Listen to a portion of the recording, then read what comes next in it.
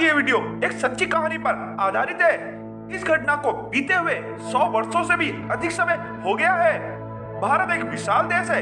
इस देश में प्राचीन समय से टाइगर यानी बाघों का बसेरा रहा है।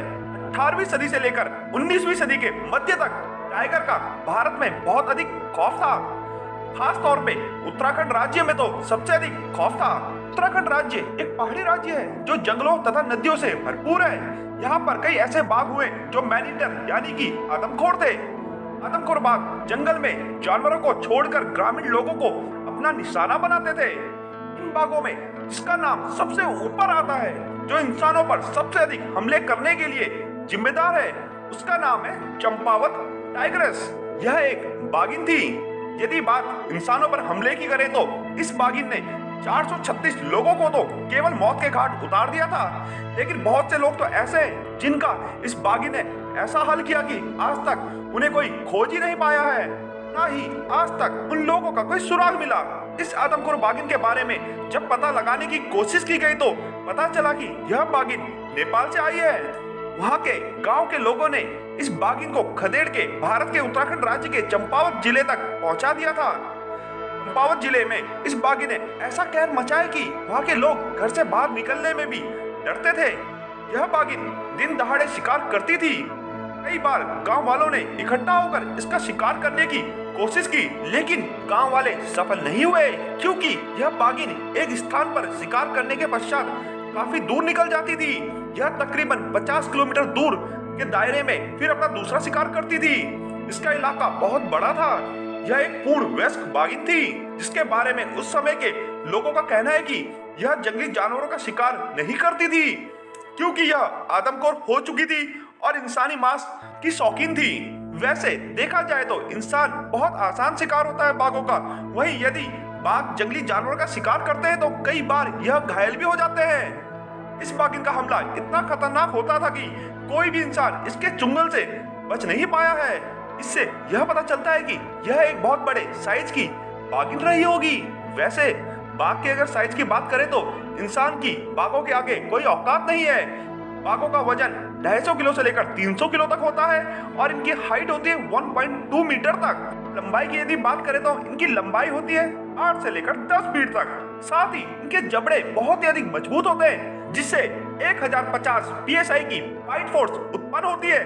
साथ ही इनके कैनाइन टीथ 78 mm लंबे होते हैं, जो शिकार को फाड़ डालते हैं। ऐसा लगता है कि यह सभी गुण उस चंपावत की बाघिन में मौजूद रहे होंगे, तभी उसने इतने सारे इंसानों को अपना शिकार बनाया और दुनिया में सबसे ज्यादा इंसानों का शिकार करने का Guinness book of world record में अपना एक रिकॉर्ड दर्ज करवाया। इस बाघिन के क्रूर हमलों के ऊपर दुनिया में कई किताबें छपी हैं। 19वीं सदी के शुरुआत में इस बाघिन का हमला बहुत ज्यादा जोरों पर था। लोगों ने इसके खौफ से अपने घर से निकलना तक बंद कर दिया था। तब उन्होंने सरकार से मदद मांगी। उस समय देश में अंग्रेजों का राज था और अंग्रेजी सरकार ने अपने सबसे कुशल शिकारी यानी कि जिम कॉर्बेट को इस बाघिन का शिकार करने के लिए भेजा।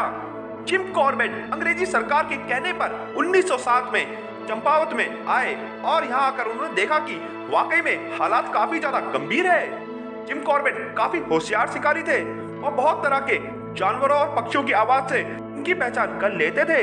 जिम केवल उन्हीं जानवरों का शिकार करते थे जो आदमखोर हो जाते थे। जिम कॉर्बेट जब चंपावत में बाघिन के ठिकाने का पता लगा रहे थे, उसी दौरान बाघिन ने गांव में एक 16 वर्षीय लड़की को अपना शिकार बनाया।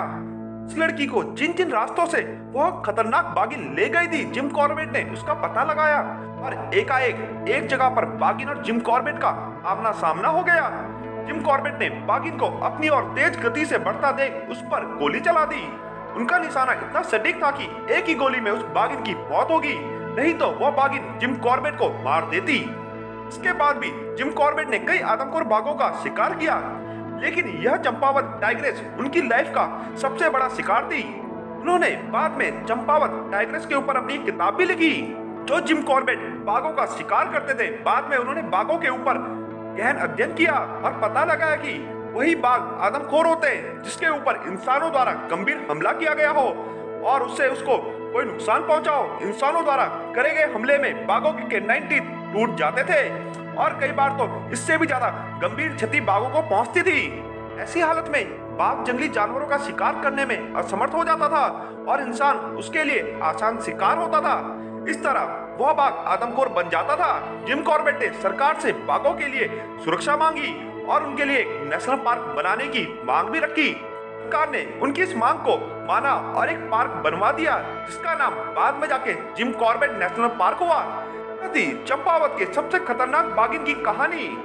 वीडियो चलेगा तो लाइक कीजिएगा, शेयर कीजिएगा और कमेंट करके हमें जरूर बताइएगा कि यह कहानी आपको कैसी लगी।